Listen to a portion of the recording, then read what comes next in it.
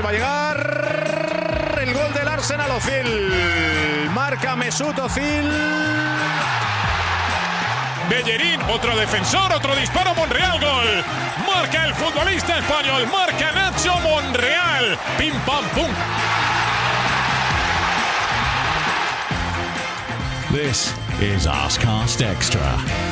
Hello and welcome to another Arsecast Extra, as always, with James from Gunnerblog. James, goodly evening to you. We're doing this on Sunday evening. Yes, we are. And you're back. You're back in Dublin. I am back. Only just back this afternoon. Just picked the dogs up and took them out for a walk, and they're very happy to be back on home soil and, racketing around the house and everything else. So, yeah, just back this evening and straight back behind the microphone because that's the kind of dedicated professional person I am. That is incredibly professional of you.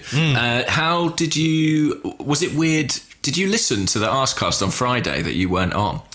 Yes, I did, and it was really strange because one of the things that when I go on holidays, I always enjoy reading the blog, So yeah. Tom and Andrew Allen were filling in, and that's great. And I always read it, and I always find it enjoyable as a reader, but I've never done that before. This was the first time that the Arsecast had gone out without me on it. We've done like the odd holiday podcast and what have you. So no, that was entertaining as well. It's like a whole new dimension of Arseblog for me. So thank you for filling in. I thought you did a great job. It was my pleasure. But it did strike me that must be the first one that you've not been on in any form, an Andrew-free Arsecast. Yeah. Oh, strange. I mean, let's hope it's not happening again anytime soon. I found it quite weird doing it without you, I must say. Quite a lonely experience. It is. It's different, because I know when we do these ones, we just sit down and we open the mics and we start talking, and it takes us wherever we want to go. But when you do the regular Arsecast, I can sort of start something and do 4 or 5 minutes, sometimes more than that, and then think, well, that's shit. And I stop and I do it again, until you go in a direction that you're happy with. So I do know exactly what you mean. James, I've got some terrible news for you, though. Unfortunately. Oh no! What is it? Look, I am a man of my word. I mean, I feel like I know already what it's going to be. It's so early in the podcast as well for it to deflate like this. I would never Welsh on a bet, never in my life. Sure. So before I left Barcelona, I purchased the biggest bag of ham on ruffles that I could find. Now, okay. You might want to. So far, so good. So far, so good. You might want to put this in the dog ate my homework category of things, but genuinely, the bag burst all over my suitcase, and I got home, and everything was more or less covered with ham on ruffles. So I'm going to have to find a workaround for this at some point. The bag that I was going to send you is now, well, I mean, I could still send it to you, but they'd be stale, and many of them are crushed beyond recognition as actual ruffles. Presumably, this is something to do with the air pressure or something. It's just the bag couldn't handle the shift in pressure and it's exploded. I think it could have just been a badly packed bag as well. Maybe, yeah. That does seem more plausible, actually. Yeah. And so do now all your clothes smell of ham on ruffles? Because there could be an upside to this. Yeah, that could be why the dogs were so interested in my suitcase when I got back. Yeah, so that's it. Anyway, look, I will make it up to you, I promise. And I didn't not think of filling in on that bet that you won when you said Petr Cech would start in goal. So okay, well, I'm waiting. But you watched the game in Barcelona, is that right? I did. I went to this Irish bar called the Wild Rover, right down the bottom of the Ramblas, because that was the only place that I knew for sure that it was going to be on. So I went down there, and it was really strange. I was sitting behind or in front of 2 or 3 Arsenal fans who were interested in the game, and I met an Arseblog fan there whose name I now can't remember, and I apologise, and I know he'll be listening to this, but I did meet him and his lovely wife/girlfriend and had a good chat with them. But in the bar, Irish bars and English bars in Barcelona, particularly at weekends, they tend to attract, how will I put this, the stag party crew. You know that way. So sure. There was a stag party there. Now, they had Arsenal on one TV, they had the Barcelona game on another TV, they had the Chelsea game on another TV, the Man City game on another TV. This place was quite busy. But there was this group of lads, and they seemed to be playing this weird game from the moment I walked in to the moment I left. And they were doing this, they were all standing around kind of in a circle, and they'd like hold their fingers over their eyes. They'd make circles over their eyes. Kind of like that Dele Alli ridiculous... that thing. That thing. But not like that, just normal, like hold your thumb and forefinger over your eyes like you're wearing spectacles or something. But they were all making the noise of a chicken. Seriously, right. they'd be blah blah blah, and then they'd be like, bark, bark, bark, and then whoever was next in the game had to go bark, bark, and it went on for the duration of the entire Arsenal game, and it was quite weird and surreal watching a football game with that going on in the background, and you're thinking, what the fuck are you doing? 5 minutes or 2 minutes or whatever of that, but 2 hours of it. I don't know what was going on there at all. I mean, to be fair, you have complained to me in the past about not enjoying listening to commentators. So maybe, would you rather have Stuart Robson or would you rather have a group of chickens? Oh, there's a tough question. We did have That's one for the second part of the show, isn't it? Yeah. One of those, would you rather? We did have the commentary. It was on Sky Sports, because I think it was on Sky Sports in Ireland, and they had an Irish Sky box. So we had a normal Sky commentary and everything else. But right. Yeah, it was an okay view. I had a good view of the screen. I had a good view of the game. It's sort of strange these days to watch an Arsenal game without it involving work of some kind, if it's not a match report or a live blog or something like that. So to sort of watch it in a different way. And after 45 minutes, I have to admit, I can't say I was necessarily enjoying myself or enjoying what we were doing. Yeah, and it must be difficult as well because you're on holiday, you've got a finite amount of time in Barcelona and, you're dedicating it to watching this game. And I could see at 45 minutes why you might have thought, I'm going to go out and get some tapas or something like that. Well, no, I was feeling a bit unwell on Saturday, having eaten something that didn't agree with me on Friday. And I see. If anyone tells you, or if anyone wants to pontificate on what the best drugs in the world are, they can go on about cocaine, they can talk about heroin or PCP or LSD or marijuana or whatever the hell they like, or whatever ecstasy, whatever else they can come up with, they can synthesize to make a human feel good. Nothing beats Imodium. I can guarantee. It is a very valuable drug, isn't it? When in times of need, its powers are remarkable. And we're very, very grateful for them. We are. Thank you very much indeed, Imodium. So I didn't even have a drink in the bar. I was just drinking mineral water to try and replenish some electrolytes or whatever the fuck. Sure. But 45 minutes, not particularly great. I did notice, on Twitter, I was keeping an eye on Twitter, and obviously listened to the Arsecast on Friday, in which you spoke about how it was most definitely time for Torreira, and then it wasn't time for Torreira. As soon as I, did the podcast and put that out, I was like, he won't be starting this game, will he? It's absolutely inevitable.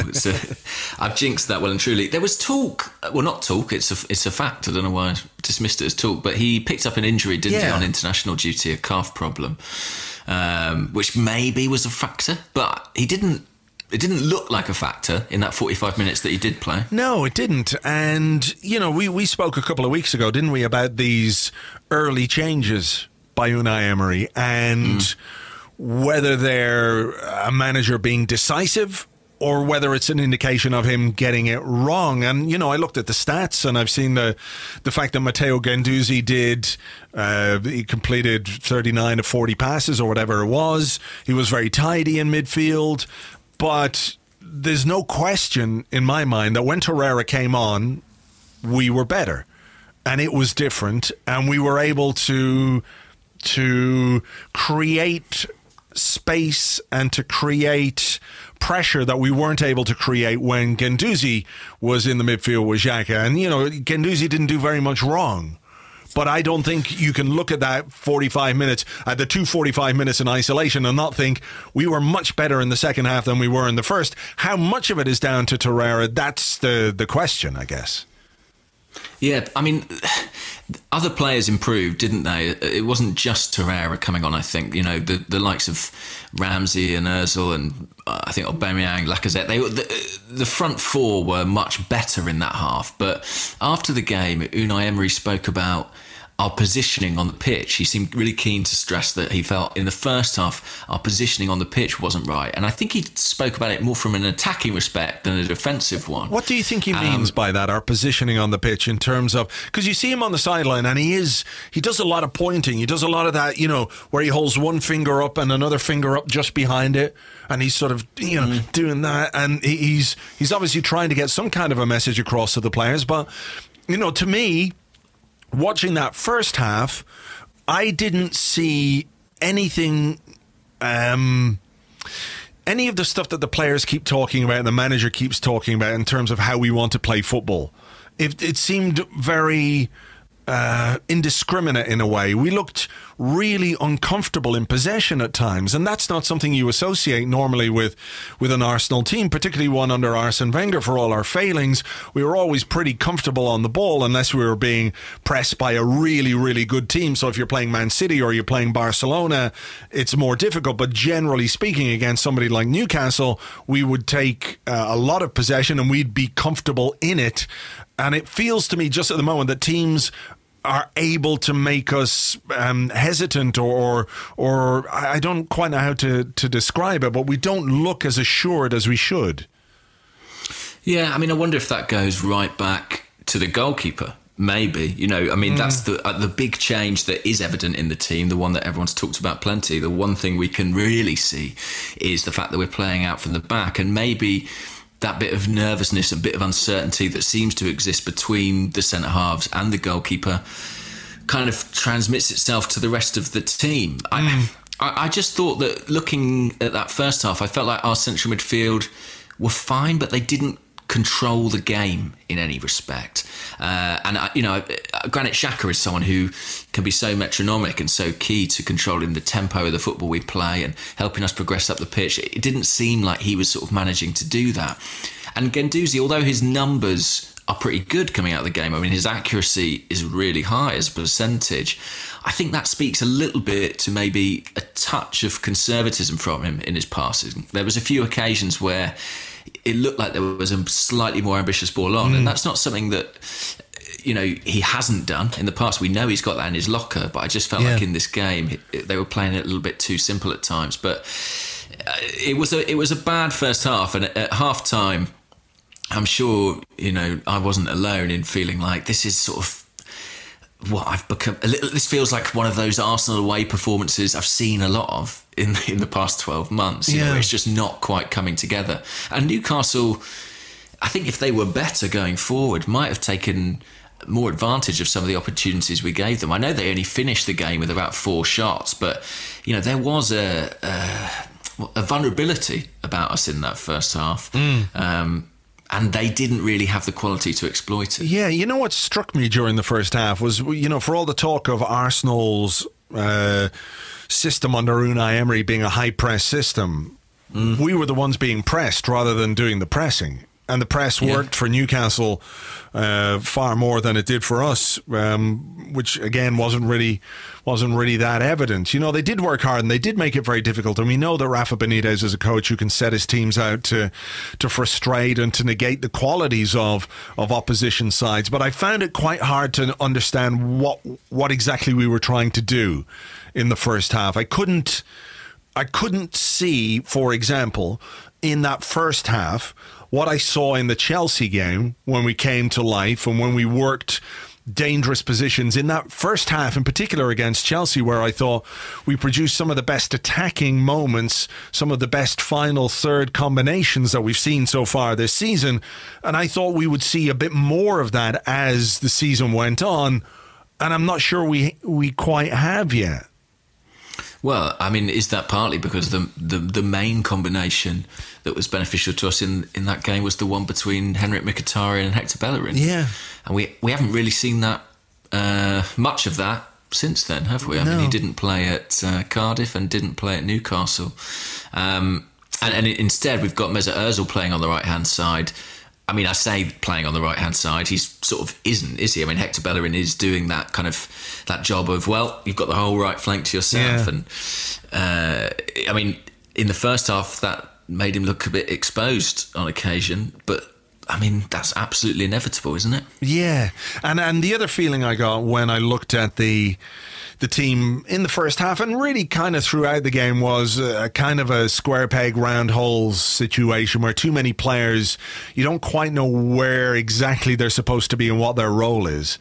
So Aubameyang, for example, on the left, Ozil on the right, Ramsey, wherever it is that Ramsey is, which can work to great effect at times, but when it doesn't, it really doesn't. And I think in the first half in particular, that was very much the case, apart from the one moment where he got in and then completely miskicked his cross. It was a terrible cross when he should have played the ball to, it would have been Aubameyang, wouldn't it? It was Aubameyang at the far post. Yeah, so there we have Ramsey popping up on the left-hand side of the attack to cross for Aubameyang, who's ostensibly playing on the left-hand side, to score at the back post, which is, closer to the right-hand side. So maybe there is some method to the madness or what we're seeing, but it's hard to work it out. I suppose, the great Arsenal attacks of the past have had players who interchanged positions. The amount of times you'd see Thierry Henry pop on the left and Robert Pires appear in the centre, there's countless. But I know what you mean. I felt particularly with Ramsey and Ozil. It looked to me like the formation, we talk about it as a 4-2-3-1, but it's a little bit like a kind of 4-2-2-2 as well, because Aubameyang's got that licence to go forward from the left, and Ramsey and Ozil are operating in that creative space. But it just felt like in the first half there wasn't much clarity about their roles. And it was all a bit vague and all a bit haphazard. And I know we speak about these Emery changes at half-time, but I suspect that as much as bringing Torreira on for Guendouzi was a big moment, surely words were had as well about, those roles and trying to be a little bit more specific. Because it felt like we were a different side. Sure. I mean, I think that's fair. You can talk about the influence that Torreira had, but also the fact that we were pretty poor in the first half, and there would have been some kind of need to address that via performance or work levels or whatever, the positioning on the pitch, as Emery talked about. Some other things that we did that might have changed the way that we played. Torreira was involved, I think, in the first goal, playing a forward pass. Aubameyang picked it up, got fouled, and what can you say about the Granit Xhaka free kick? Fantastic. You always feel like he has that in his locker. And he pulled it out this time. I mean, we haven't seen it before. Is that the first free kick I think he scored for us? I can't remember another one. He's certainly got a few goals from range, hasn't he? But I don't know, from a dead ball. You touched on it there, but I think that forward pass from Torreira into Aubameyang is quite significant. Match of the Day actually picked up on it. I don't know if people watched that. But I haven't seen that yet. Well, no. They mentioned it because it was one of the first things he did on the pitch, and he played a couple of passes like that within 5 minutes of coming on, and that's what I mean when I mentioned Guendouzi. There were a couple of occasions where he was a little bit more careful, looked sideways, whereas Torreira was always looking forward, and if it meant playing a fast pass between two players that had a slight risk of being intercepted, he was prepared to take that risk. He had the technical quality to do it, and it was a neat ball into Aubameyang and a brilliant hit from Xhaka. I mean, look, as he lined up to take it, I was thinking, this is a long way out, but maybe. And it's a fantastic strike, bends brilliantly into the top corner, and a great sort of addition to our threat if he's going to, take over set pieces from that range and try and do a couple more of those. I mean, you're not going to score many a season, but it's worth a crack. Yeah, it sure is. I think the other player who was looking at it was Torreira. I think it's quite interesting as well. I don't know if this is deliberate or if it's, you would presume it is, but Mesut Ozil is not taking a lot of the set pieces anymore. There was a free kick out wide left, which was normally in the kind of position that you'd expect Ozil to take it, and Xhaka took it, and it didn't really come to anything. But it just occurred to me at that moment that Ozil wasn't taking the set piece, but Mesut Ozil got the goal. And I think when you look at the second goal, it is in some way a kind of a hark back to the kind of chances that we created in that Chelsea game, where we have a player, we work the ball in behind. This time it's Granit Xhaka, not somebody who you normally put towards the byline, but Granit Xhaka gets to the byline, pulls it back, Lacazette's shot is saved, and I think rebounds to Mesut Ozil. I have a suspicion that the goalkeeper would be quite unhappy that ball went in, but nice to see Ozil on the score sheet. Yeah, and he adjusted his feet very well, because it sort of headed more almost towards his right foot. But as we know, that's not really an option for Mesut, or not one that he likes to take too often.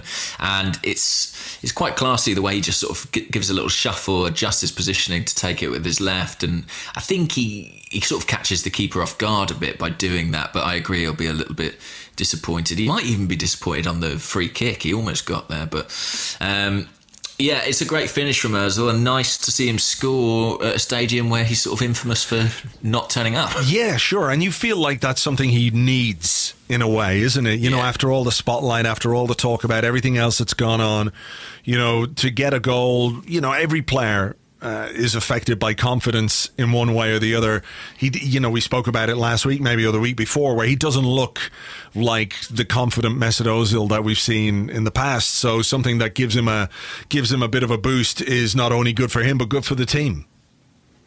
Yeah, definitely. And, it's 10 scorers for the season as well now. 10 goals, 10 scorers. No one's even got 2. So... that's, I suppose, a positive thing. You'd like to see your strikers racking up a few more than that by now, maybe, but at least we're not reliant on one player. I suppose going into the season, there would have been a worry that we would have been very reliant on someone like Aubameyang for goals, but it's not been the case. No, I think it's good. I think a team that can spread the goals around, as long as they create the chances, it is a good thing. You know, it's brilliant also if you have a 30, 35 goal a season striker, don't get me wrong, but if you can score goals from all over the place, then that is definitely a positive thing. Were you expecting a bit more at 2-0 then, or... Yeah. I was. At 2-0, because I forget the timing, but it felt like they came in relatively quick succession, and we were in complete control of the game. And I remember sort of thinking to myself, this could be a very handsome win, this could be 3 or 4. It didn't really come to pass. I'm just trying to think now if there were any significant chances that we had after that point. I remember one for Mkhitaryan after he came on. Yeah, it was a pretty tame effort. Aubameyang had one as well that he put wide. That's right, yeah, from a Lacazette pass. But there were not many that sort of stuck out. A Welbeck break a bit late on in the game, I think. Yeah. He hit the side netting, so there were some all right, but I thought maybe as Newcastle came out, we might find some space behind them. I thought we might exploit the fact that they had to come out at us rather than sit deep and defend and press the way they had been doing. But, again, it's 5 games. I can't avoid the cliche, if it is a cliche or if it's just a truism, that it is a work in progress. And we're seeing very incremental improvements in terms of where we're going. It's 3 wins in a row. You can't argue with 3 wins in a row. I would have liked a clean sheet. That would have been another improvement.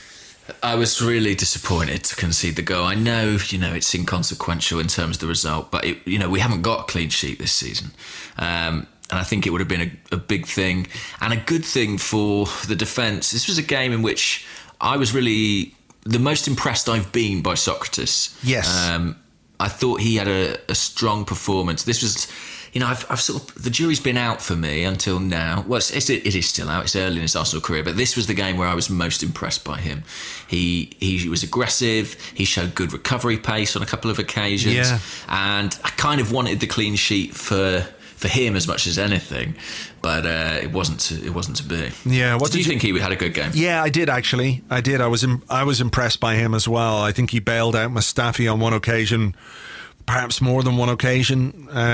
He covered very well. He read the danger very well. There was a Mustafi slip, or the guy beat Mustafi and he got in the box and got a tackle. There was one where he made a really good tackle, but it was an offside anyway. There was another moment where there was a kind of there might have been danger, or there might have been the risk of deciding, okay, let's play it out here. Let's maybe try and keep possession. And he was like, fuck this, I'm going to cunt it out for a corner. and we can get organised and we can defend the corner. I thought his decision making was really good. I thought his positioning was good. His reading of the game was good.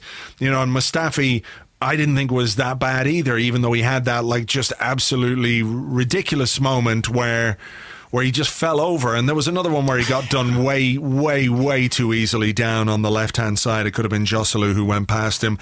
That's the thing with Mustafi. You're going to have those moments with him, as good as or solid as he might be for 90% of the game, or even 95% of the game. There's always that danger, and perhaps we're seeing Socrates understand that his role isn't just to defend on his side, but also to ensure that when those things happen, someone is aware of them and can do something about them. Well, I think part of the reason we've signed him is but for his experience and his leadership. And it's difficult to come in on day one and be a leader of the team or the back four, especially with players you don't know. So it's inevitable that he'll sort of grow into that role with time. But this was a performance which made me think, okay, I can see what we were thinking with this guy. If he continues to perform like that, then it's a signing that makes it more sense to me. Yeah. What did you think about the goal, the Newcastle goal? I thought it was the kind of goal you concede in injury time.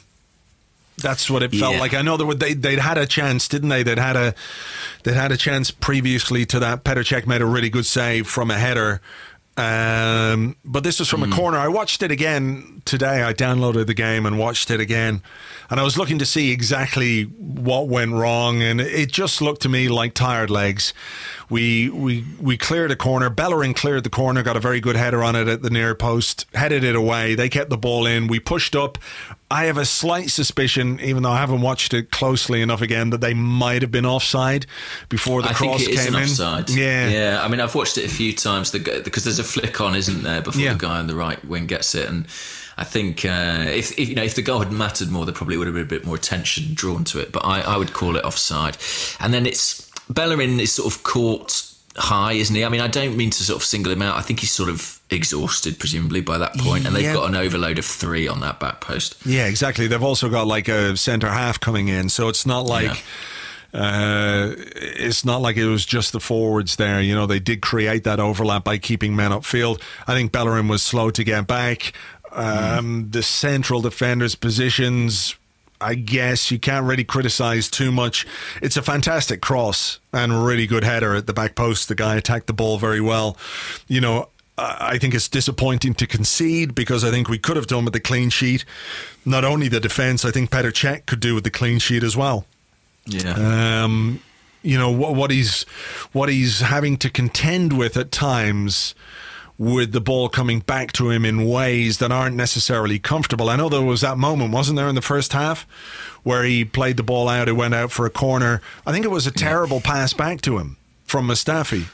I expect maybe my goalkeeper to do better than that, but also I would expect my centre half to do better in giving the ball back to a goalkeeper when you know that he's had some problems with this and could do with the ball being played to him in the right areas and in the right way. I think it was a poor ball back. But I do think, aside from that part of what's going on, I think Petr Cech has been good this season. I think he's made really good saves. I think he's been commanding enough in his area when we're dealing with set pieces and high balls. And I can see why perhaps that's the reason he's in the team. Yeah, I mean, we faced a lot of corners on Saturday, didn't we? There were plenty of set pieces from Newcastle, and we survived those really pretty well. I thought Granit Xhaka did quite well in that respect, actually. It struck me that one of the reasons that he might be picked for every game under Emery is his height. He's someone who helps us a little bit from those defensive set pieces. He's not the best in the air, but he does win his fair share. Yeah. Cech, I think, has not put a hand wrong this season. A hand, yes, being the operative word, of course. The hand being the operative word. We're going to see Bernd Leno probably on Thursday, almost certainly, in the Europa League. Emery was a little bit evasive about that in his press conference, but I think it's think it's cert. So that will be interesting to see how he copes with, the types of passes he's receiving. I agree that Cech's he's not always done any favours by his centre-halves. But is it becoming... it felt like Newcastle approached the game thinking, well, that is a weak area for Arsenal. They are going to play it out the back. We know they're going to do that. If we press, we might get some joy. Is it becoming a problem? That it's something that's it's obviously evident to our opponents as much as it is to us. Well, yeah, of course. Why wouldn't you try and exploit that? I think the point is, though, is that you get better at it. So while you're getting better at it, or while you improve, you have opponents who are pushing and pressing you higher up the pitch. And if you're good enough, you can exploit that and find space behind them, right? So all of a sudden you're facing an opposition team that's really stretched because they're pushed high, and you've bypassed their forwards or the 2 or 3 players who are doing the press, at which point you've got enough creativity perhaps to create chances and cause their defence problems. And then when you do get good at it, they're not going to press you that high up the pitch. I mean, I was watching the game on a stream. I think it's an NBC stream, a US TV stream, and I forget who the colour commentator was, but he said, there's been all this talk about Cech playing it out from the back, but I don't see that he's even doing that. He's playing one pass to a centre-half, getting it back, and then going long. And in my mind, I was like, well, I'm sure that that's probably what he's under instruction to do, because the point of that first pass is to draw the press, to bring those players closer, so that when you then play the longer pass, you might have 2 or 3 Newcastle players out the game, caught up the field. Yeah. And I thought he did that fairly well, apart from that one notable moment, which was a little bit... He had a similar moment against Man City, didn't he, where he sort of tried to play the pass off his left boot and it went behind the goal. But I thought that this was a game where, for the most part, I thought the defensive elements of the team were a little bit stronger than they have been in recent games. I forget, I think it's 4 attempts Newcastle mustered in the whole game, which is a big difference from Cardiff. I felt like the bigger issue here was that kind of attacking combination play. And when you look at the front 4, if you call it that, say Ramsey, Ozil, Aubameyang, Lacazette, the only one whose role I really understood and who I felt executed it correctly was Lacazette. He made sense in that team. He had a clear defined role as the centre forward. He didn't get a lot of service, but he fought for everything. He fed off scraps. He was, linking up the play, connecting things. I thought he did really, really well. But the rest was, particularly in the first half, confusing. And with players of that quality and that calibre, I think we are right to expect more. Yeah, I think that's fair. I think it's a really good point. He was the typical centre forward, and this is where I was talking about square pegs and round holes kind of stuff with what was going on. But again, we have to. It's so early on that we have to put everything in all kinds of context, don't we? That it's only the 5th game that we've played in the Premier League.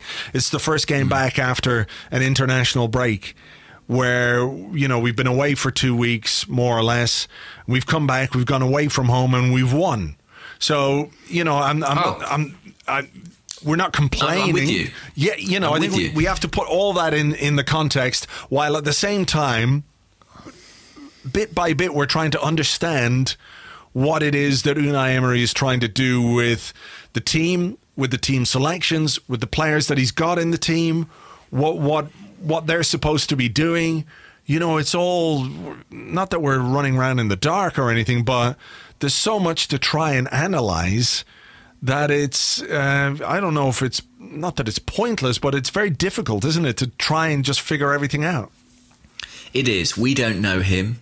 It's not like Arsene, where we could kind of second guess his every move.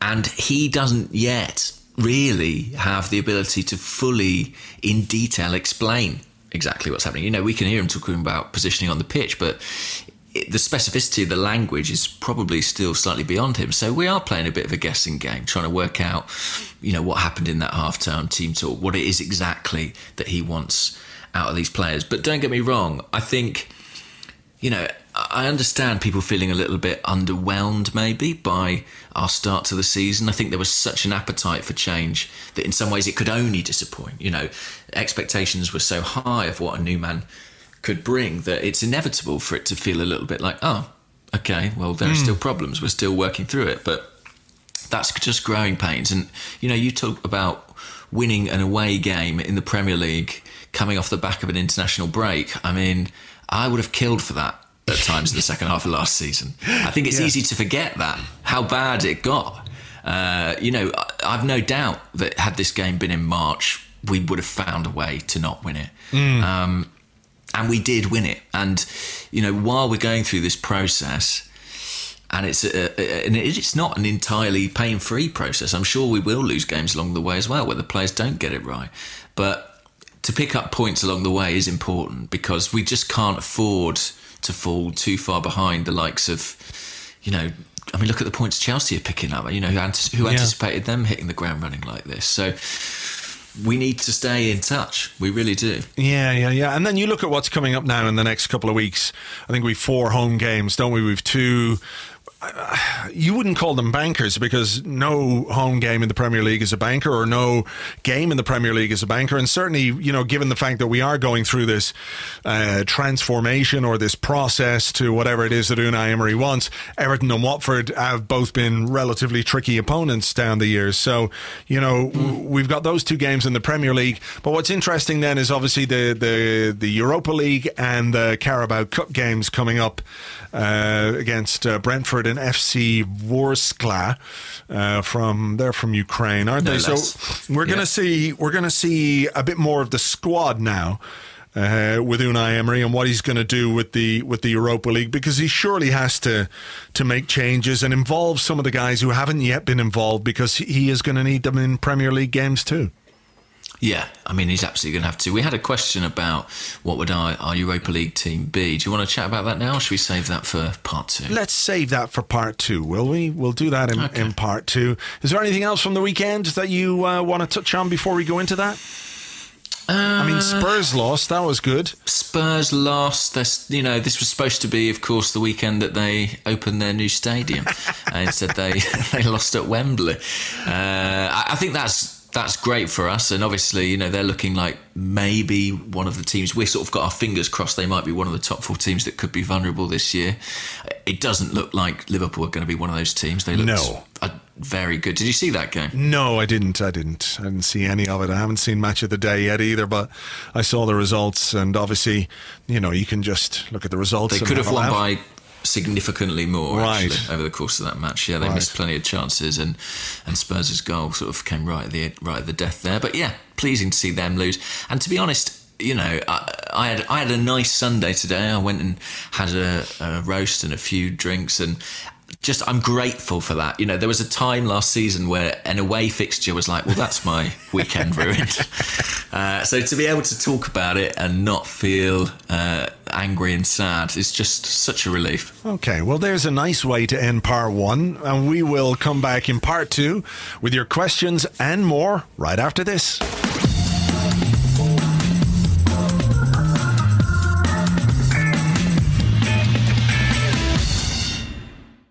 Welcome back to the Arsecast Extra. This is part 2 of the show, where we answer the questions that you sent to us on Twitter at Gunnerblog and at Arseblog, and also on the Arseblog Facebook page when I remembered to post it there, and tonight I didn't.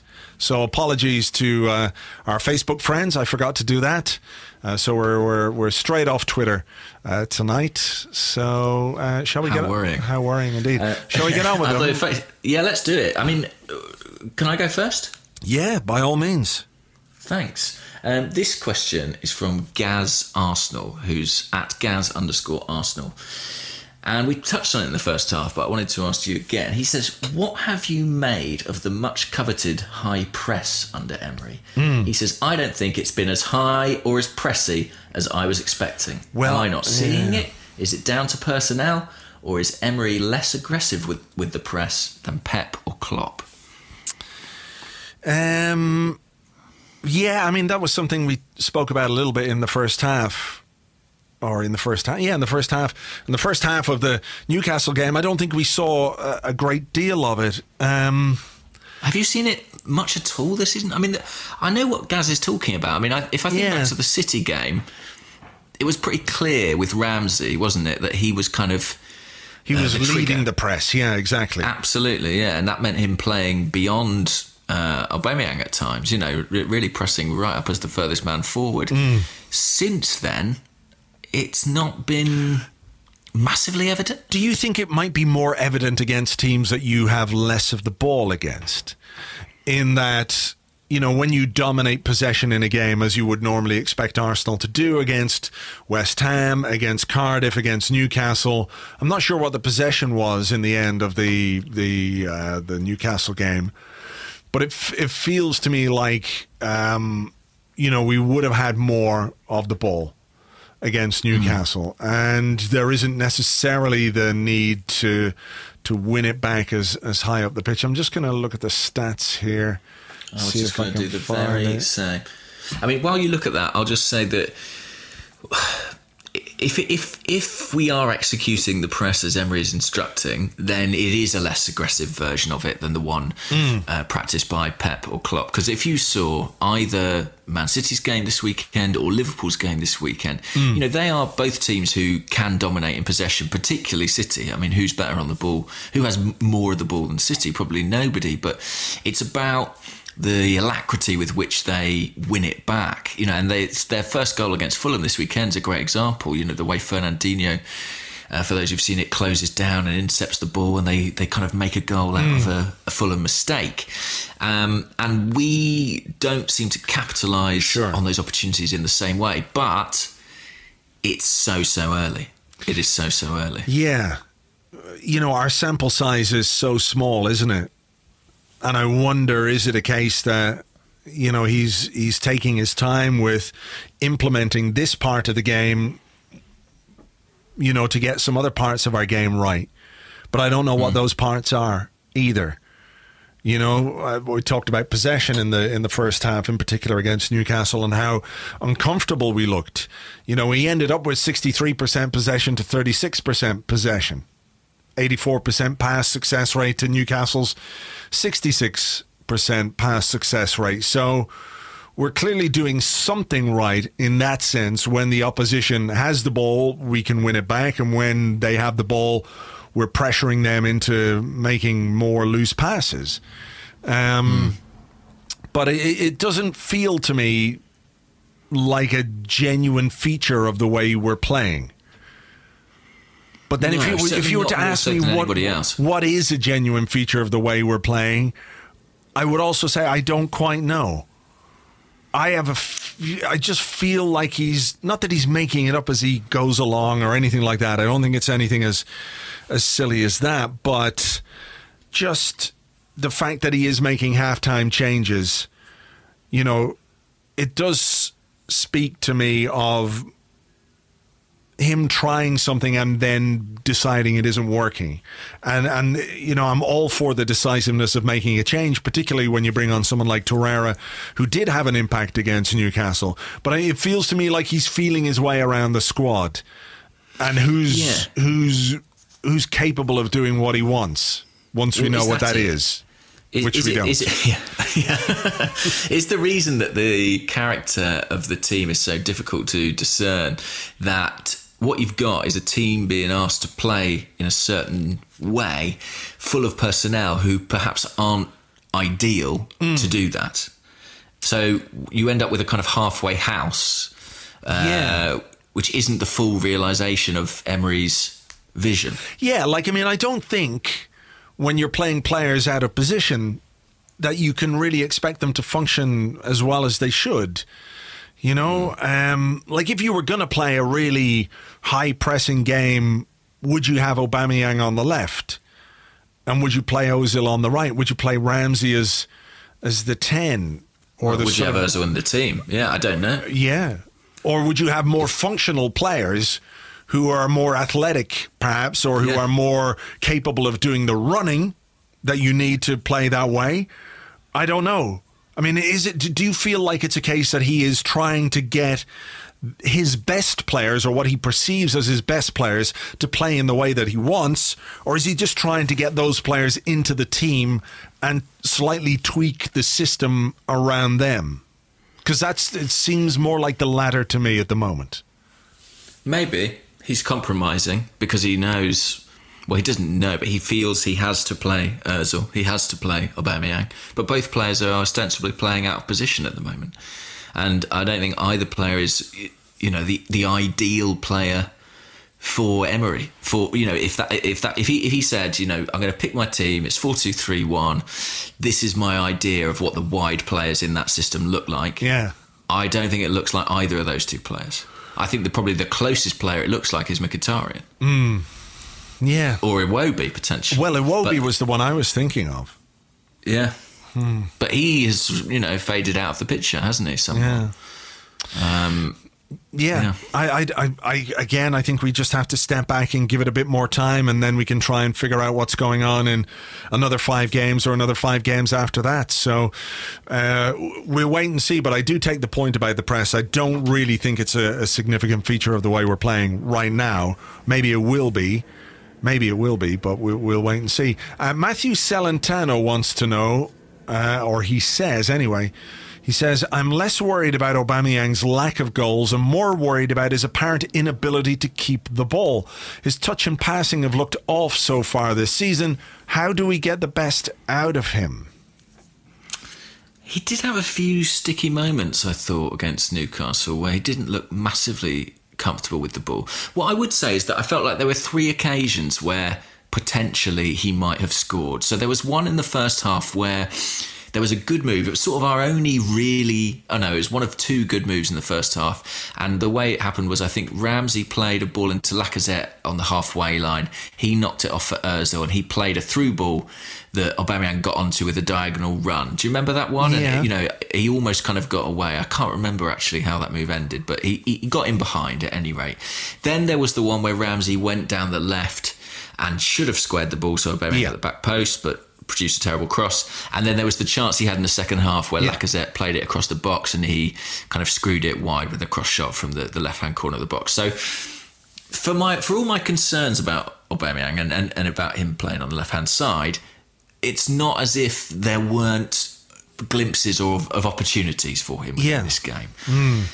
I'm not sure he's ever going to be a footballer in the respect that obviously he's a brilliant footballer. What I mean is a guy who's a dribbler, a guy who's like a brilliant technician with the ball at his feet. I think he's much more about what he does off the ball, and I think he's a great finisher. I mean, I've compared him in the past to sort of a higher caliber of Theo Walcott. I'm not sure he's not like a Thierry Henry who would pick the ball up 40 yards out and dribble past 3 guys. I'm not sure that he's got that in his locker, and I'm not sure he ever has done, and it certainly was never a problem for him at Dortmund. I mean, the question is, how do we get the best out of him? I think the obvious answer is you play him as a striker. But Lacazette brings a lot to the team and has brought a lot to the team in terms of his work rate, in terms of his ability to hold the ball up, his ability to bring others into play.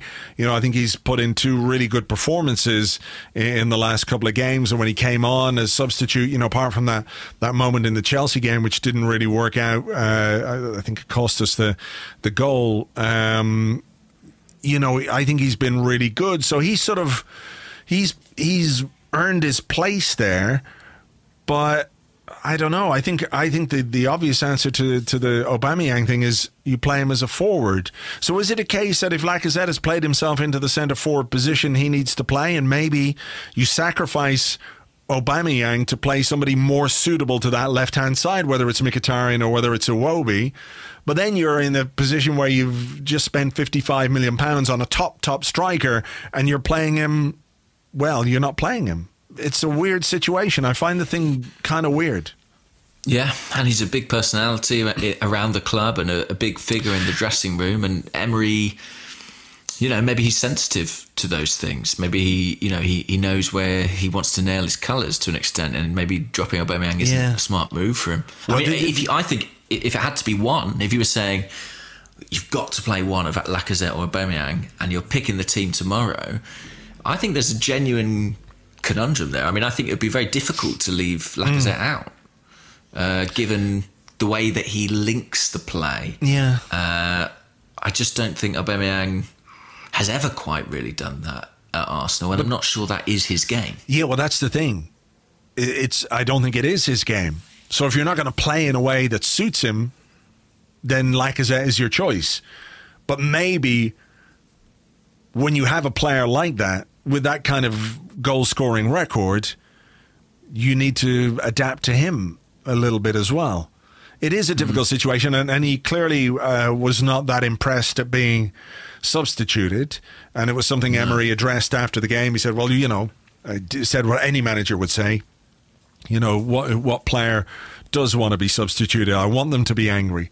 And maybe it will provoke a reaction out of him. Maybe it's his way of getting more out of Aubameyang, but I'm just not sure. I mean, does he just need to be more decisive when it comes to picking his striker? Maybe so. But all these selections are kind of contingent on others. So if you play Lacazette as your centre forward, then what you want from your wide player is someone who can run in behind. And Aubameyang is the closest thing we have to that, really. I mean, unless you count Danny Welbeck. Whereas if you play an Aubameyang as your centre forward, you then want someone in that inside forward role who's maybe more of a creative player, like an Iwobi or a Mkhitaryan. So I just think if you do play Lacazette as your spearhead, you almost need Aubameyang to give you that alternative threat.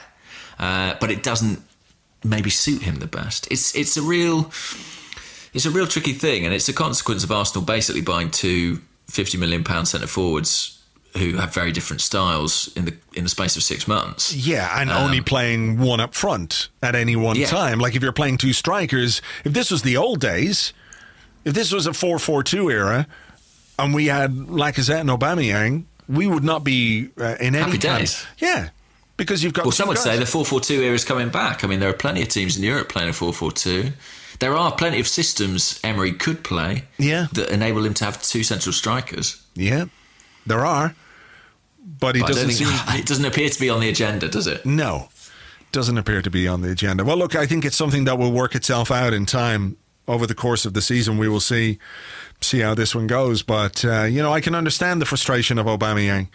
As one of the top strikers in Europe, you come to a club like Arsenal, the club record signing, and under Arsene Wenger, you're shifted wide left.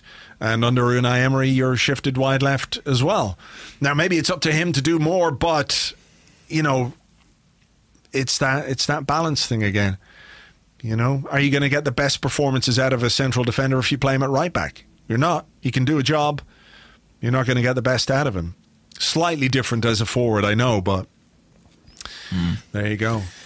Well, speaking of balancing teams, we touched on this. We said we'd come to this. It's from Boris Zlatopolsky, who's at Bozaster on Twitter, and he says, what would be your starting Europa League team? Okay. We have the same question from Niranjan Kulkarni, who's at Nisius 00004. And we also had a question from Eric JVC, I think, who's at Wiltord. He says, what the heck are we going to do about left back on Thursday night? I think what we're going to do is play Monreal because we don't have anybody else. My team, let me think about what team. I think he's got to play Leno. He can't not play Leno, right? I agree with you. Okay. He's got to play Lichtsteiner because Lichtsteiner, needs a game. I mean, he can play left back, but then what do you do with right back? So I think it will be Lichtsteiner at right back. I agree with you. I think he's got to play Rob Holding. Okay. Do you think he'll go for both the young centre-halves? Do you think he'll go Holding and Mavropanos? Not sure that he will. I don't think he will. I think he might play... I wonder, will it be Mustafi? I think it might just be Mustafi. I think it might be... I'm going to... Just to be different, I'm going to say it's going to be Socrates and Holding. Okay. Maybe, in fairness, that will be a good way for him to have a look at that, because we've seen Mustafi and Holding, or he can see Mustafi and Holding if he goes and watches replays and stuff. So we've got Yeah, Monreal. I just wonder if that might be in his mind. And I think he'll save Mavropanos because he's got the League Cup game the following week. I think he'll give him a game in that, but I don't think he'll play on Thursday. And yeah, it has to be Monreal, doesn't it? I mean, I'm just trying to run through the squad, think if there are any alternatives without going into the youth team. I don't think so. Even Cohen Bramall is injured, I believe. Well, yeah. I think he's going to play Elneny. I mean, yeah, he needs some game time. I think he'll play Guendouzi. Yeah, I think he will probably play Guendouzi as well. And I think he will play Emile Smith-Rowe. Really? Yeah. Then I think he's going to play Iwobi, Mkhitaryan. And Danny Welbeck? And maybe Danny Welbeck up front, yeah. So I think that's what he will probably do. Because it's Everton then, isn't it, on the Sunday? Everton on the Sunday. So it's one of those games that, as much as he says, the next game is the most important game, you can't not think about the upcoming Premier League game. So that would be my guess. Chance he'll go, this is the time to give Lucas Torreira his first start? Or do you think he'll save him for Sunday? There's a part of me that thought about that when I was thinking about the midfield. And it feels to me like he's really easing Torreira into action. So if he were to start him on Thursday, I don't think he would start him on Sunday. And if you were to ask me which game I prefer Torreira to start in, it would definitely be Sunday rather than the Europa League game. Yeah. So I've got no reason to think this specifically, but I wonder, is it a possibility that this Thursday's almost been earmarked for Torreira? Maybe. He'll start the Europa League game. I wouldn't be surprised. I wouldn't be surprised because, again, we don't quite know what's going on or the way that this guy operates well enough to be unsurprised or surprised by anything. But, we were all expecting Torreira to start not the last game and the game before the international break, and he didn't. And then when we don't expect him to start, if he starts him, it'd be like, okay, whatever, man, I can't figure you out, so do what you do. But I just feel like probably for the opposition and the other game that we have, it would be wiser. It just feels to me, based on the impact that Torreira had and the impact that he might have on either of those two games, that it would be better to see him make an impact against Everton rather than play 90 minutes against a Ukrainian team you'd like to think we could beat anyway. That's my thing. You're right. I mean, and initially listening to your team, I thought Emile Smith-Rowe, that's quite a big call to drop him in. But actually, if you're not playing Mesut Ozil or Aaron Ramsey, Alex Iwobi's probably, it's only one of Iwobi or Mkhitaryan who could play that number 10 role.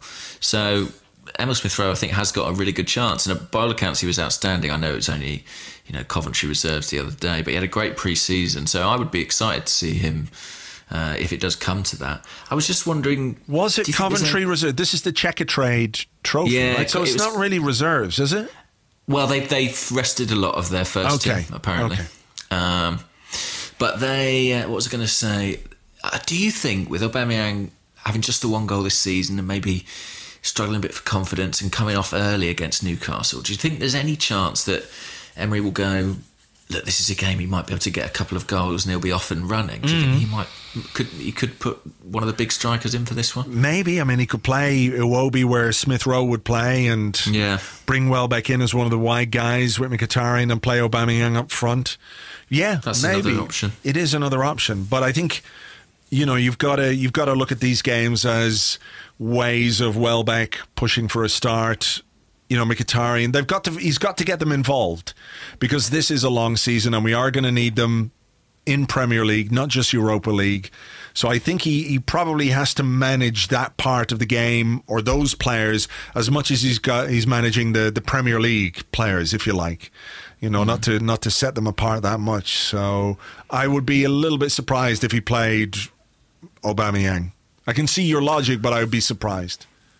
Just touching on Smith Rowe there, I don't know if you saw, but over the weekend, another Arsenal youngster, Reece Nelson, scored his first senior goal on his debut in the Bundesliga. Yeah, came on for Hoffenheim. I don't think they won in the end, did they? But he did score a goal. Sure, actually. Yeah, good decent little goal off his left foot. So yeah, nice to see him make an impact there. I mean, funnily enough, he probably would have been in contention for some game time in this one, but hopefully he'll get more regular football out in Germany. That might benefit him more. True. Okay, this one comes from Al Wayne, who's at Al Wayne75, and he says, what do you think the impact of Gazidis leaving will be on the club, both in the short and longer term? I did notice this over the course of my holiday, that, you know, this fucking thing is still ongoing. This transfer saga involving Ivan Gazidis is ongoing. It's kind of ridiculous, isn't it? At this point, that either Gazidis hasn't addressed it properly yet, or the club haven't addressed it properly yet, and that this is actually being allowed to happen. It feels to me like Arsenal seem quite content for it to happen, because they're probably once KSE get 100% control, they've got their own plans for the board and for the chief executive and everything else. But it just seems a little unseemly that it hasn't been meaningfully addressed by either Gazidis or by the club. We had that statement in the summer.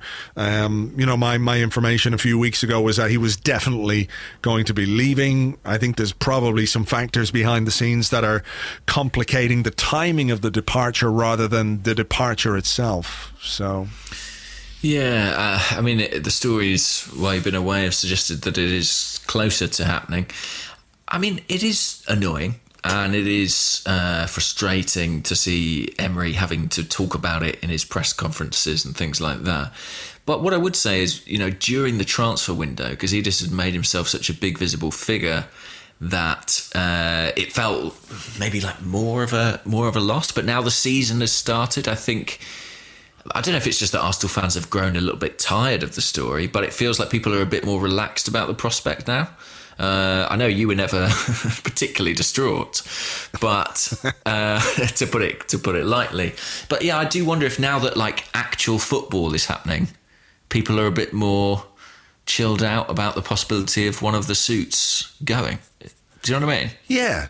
Like, I don't, if he was completely brilliant at everything, then maybe we should feel unhappy at it.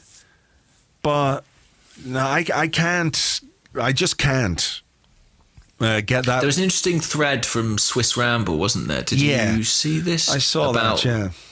About Gazidis' success or lack thereof, sort of on the commercial front in his reign at Arsenal, which I think, you'd have to go back and dig that out, but it will be on his Twitter timeline, Swiss Ramble, and it's, if you are worried about Gazidis going, this might make you think, well, maybe there's an alternative. Well, yeah, exactly. Isn't that the measure of him? Not really what happens from a football point of view, but his job as chief executive was to manage the business side of the club. And while we have increased our revenues, a lot of that has been down to TV. So look, I really think, and from what I've heard, that the Arsenal board in the not too distant future, or certainly in the medium term, will look quite a bit different than it does today because of KSE, because of the fact that they'll own 100%. They can make their own appointments. They might appoint a different chairman. They might appoint a different chief executive. And if Ivan Gazidis wants to go to AC Milan, then fine. It's the competency of the executives they put in place. That's where we're kind of in the dark, isn't it? And then we don't know what the remit that those executives are going to be given is. In the KSE statement, they talk about Arsenal.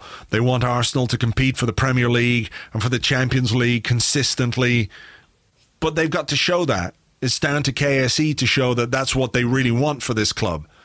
And the way that they can show that is via investment in the squad, proper investment in the squad.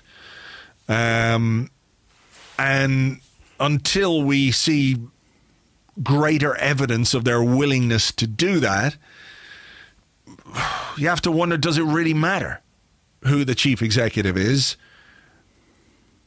That's where I am. Yeah, with that. I understand that. I think that my concern about it is that he is the guy who ultimately hired Sven, hired Raul, and played a part in hiring Unai, and so that this is a team who were ultimately assembled by him.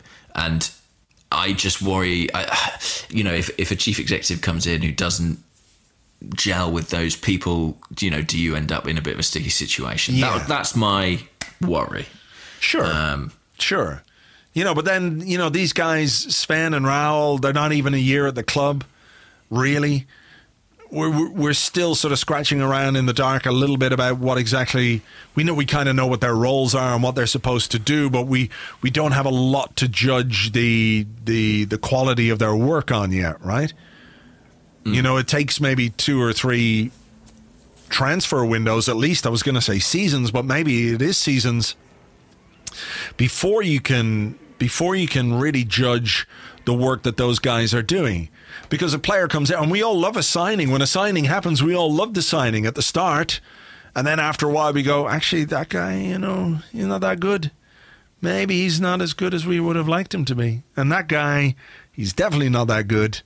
And, the responsibility for those decisions lies with the guy who's done the deals, whether it's Raul or Sven or Ivan or whatever. I mean, remember Tottenham spending loads and loads of money. They brought in all these directors of football, didn't they? The Spanish guy and the Italian guy and the guy who used to work for us, Damien Comoli, and all that kind of stuff. And everyone was like, yeah, this guy's great. He does this, that, and the other. And all they did really was just buy a load of pretty average players that made sure Tottenham still haven't won anything.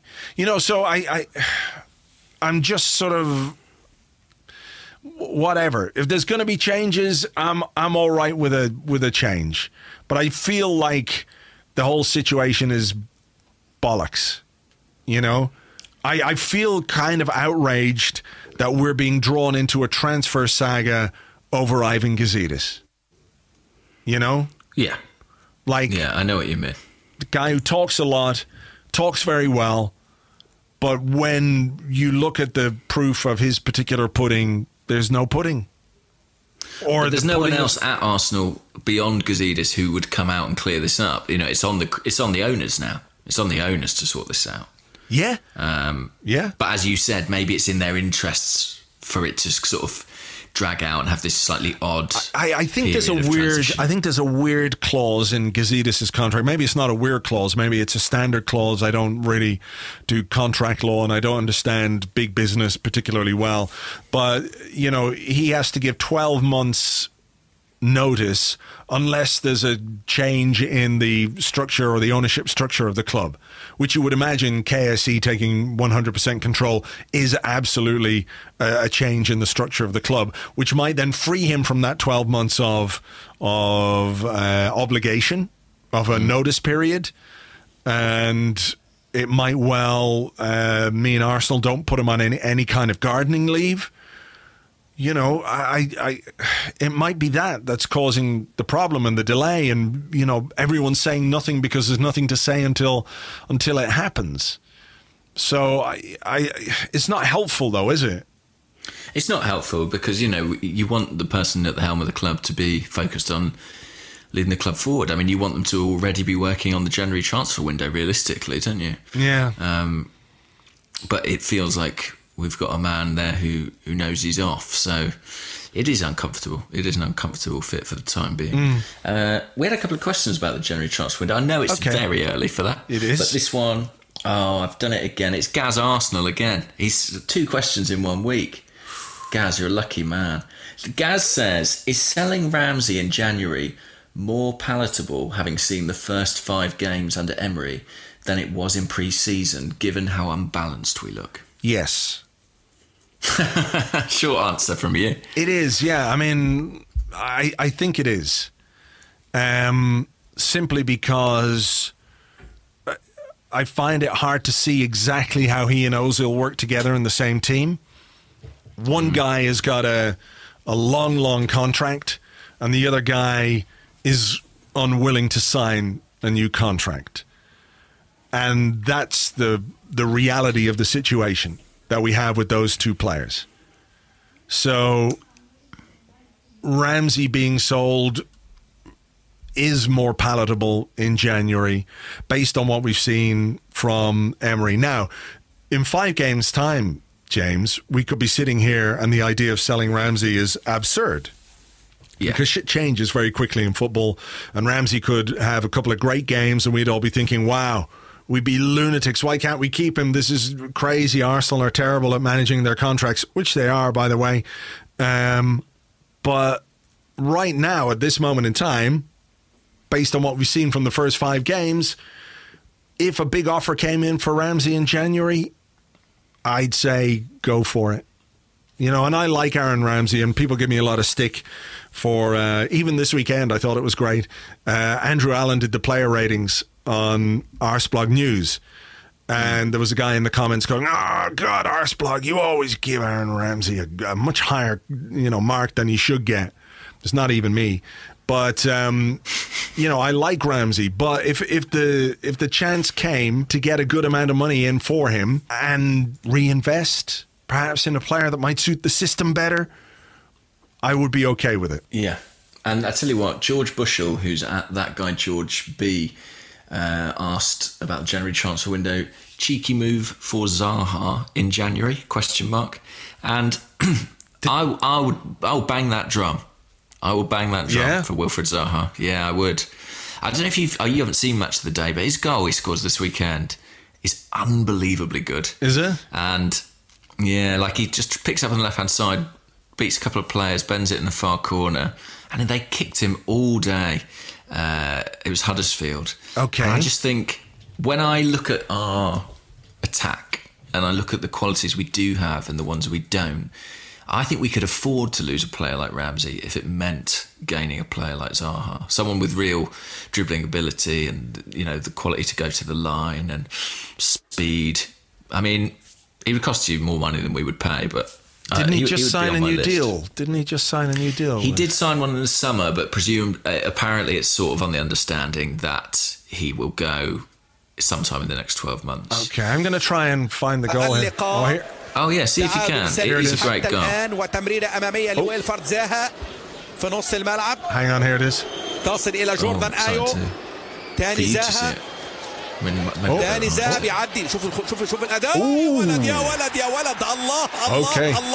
Good goal, and he scored. I think it's something like 7 or 8 in his last 10. I mean, of course, there's the whole thing of he went to United, he didn't work out at United, but I think he's 25 now. I think he's a very different player. I think he would stay in London, which I think would be massive for him. And I just think he ticks a lot of boxes in terms of what we need. So there you go. I mean, that's my sort of...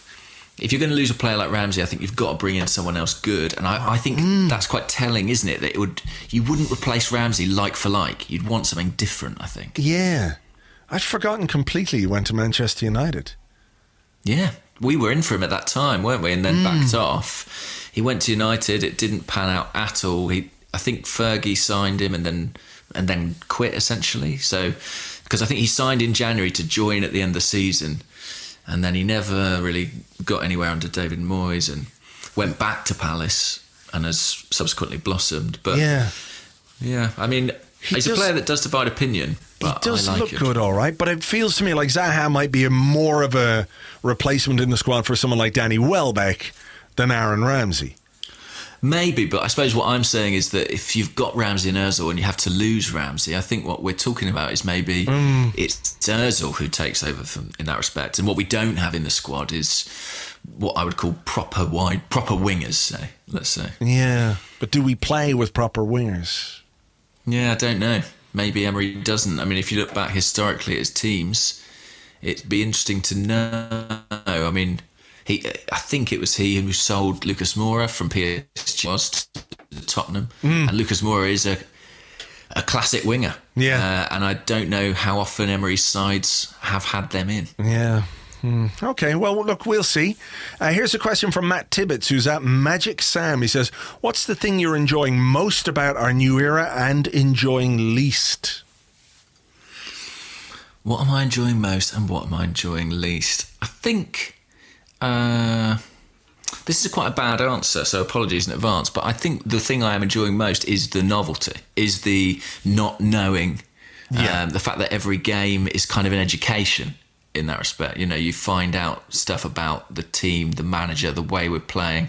It is unfolding before our eyes, and I think that's after for so long it felt like the club had gone a bit stale, and I think our experience as fans had gone a little bit stale, but now it's like new information all the time, new impetus, and that's really exciting. I think, what am I enjoying least? I don't know, you know. I know what I agree with you on what I'm enjoying most is the fact that we don't know exactly what's going on or what sort of team he's going to pick or how he's going to do it, and we are watching and learning, as you say. The thing I'm enjoying least is our football. I've enjoyed the wins, but, you know, I haven't really enjoyed the way that we've played in many of the games. Even with the context, and I'm not saying that, it's Emery out or anything like that. I'm just being honest about how I felt watching us play. It hasn't been that enjoyable to watch us play. I like it when we win. I enjoy it when we take 3 points, of course. But the games have felt a bit of a chore, and maybe that's what we have to go through as well as fans. As the team goes through the process, as we learn to put into practice what Unai Emery wants, the offset of that is that we're having these functional rather than exciting or exhilarating or dominant performances. So that's kind of what I'm enjoying least, I think. I think that's a good answer. I mean, I am enjoying the starts of the season. That's the thing. There's so much about it that I find positive and refreshing. I think just the change itself is a huge thing for me. But yeah, I would have to agree. The football we're playing isn't great. And I suppose what I'm enjoying least is maybe there's a nagging part of me, a sort of creeping thought that we feel very Europa League. We feel very Europa League in a lot of respects. Yeah. And I guess I kind of... I had a sort of hope that, you know, somehow magically we would feel like a Champions League team again, but we don't magically feel like that. We've got a way to go to get there again, I think. Yeah. Have you got one more? I tell you what, this isn't really a proper question, but I did like this. Friend of the show, Ian Stone, asked, is the reason Torreira doesn't start matches because he's turning up chronically late? And then, that was just a little joke from Ian, but then someone underneath has asked, is this a joke or do you know something, Ian? Wow, he's always late for training. I like the idea, like, do you know something? What do you know? Tell us. Yeah. But I don't know if I do have any more other questions beyond that. Let me have a little look. They were all around similar things that we've discussed. Lots about Ramsey, pressing, Zaha. Okay, here's one final one to finish us off, given that it is the end of the show, and this question is apparently for the end of the show. It's from Mati Turcic, who's at Mati Turcic, who says, hi, long-time Argentinian fan here, so it's probably Turcic. Sorry, Mati. He says, you can choose one, a pill that gives you the perfect haircut and you never have to go to the barber again, or a pill that stops you from sweating for the rest of your life. It's really easy for me because I would love more hair than I have, and I'm not particularly sweaty. So I'm happy to keep sweating the amount I'm sweating. It's not causing me any issues. No rashes are developing. Well, that's fair.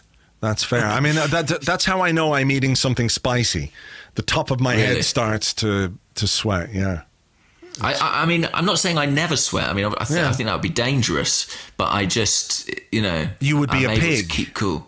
I would be a pig. They don't sweat. How does it all get out? Through their nose? I don't know. We should find out. But dogs don't sweat. Yeah. How do they manage it? But I think, I mean, I'm unclear about the pill. Is it like I have to take it every day to keep the hair like that, or is it I just take it once and the next day I wake up with the perfect haircut? Oh no, I think you'd have to take it every day. Every to retain day. It. Yeah, exactly. I think it would be only fair that you would have to, you'd have to maintain some measure of consistency in order to keep that haircut. And if you didn't take it one day, a big chunk of it would fall out until you took it for 30 days and it grew back. I think that would be... But regular listeners to the show won't be surprised to know I'm on heaps of medication already just to keep me alive. So adding another pill into that mix, into that delicious cocktail that I have to take every day, isn't going to change anything. So I'm definitely going with the pill. What are you going for? I think I'd go with the pill as well. You know, as somebody who's often had hair envy, like I think my favorite hair in the entire world, like, is John Hamm from Mad Men, but in this film, Baby Driver. I don't know if you've seen that film. Yeah, I have seen the film. Yeah, it's okay. It's not a great film, but his hair. It's a strange film, actually. Yeah, in some ways. It is. It is. I'm just googling John Hamm, Baby Driver. That's a good haircut. Yeah, that is good hair, isn't it? I mean, maybe you also have to have the face of John Hamm to carry off that hair. But if there was a pill powerful enough for that, yeah, I'd take it. I'd take it. That's good hair. It's much better hair than I've ever had in my life. Hey, don't worry about it, man. You've got lots of other things going for you. I don't sweat. No, I do sweat. Shit, I'm not a pig. Shit. Or a dog. I'm not a pig dog. Or a dog pig. Anyway. We, I think, should leave it there, James. It's Sunday evening. It's probably time for bed. And we have got a Europa League game on Thursday at home. So that will fuck around with the Arsecast schedule for Friday, but we'll definitely have something on Friday at some point for you. Until then, take it easy. Thank you very much indeed for listening. Please give us a rating or a review on iTunes. We would love that.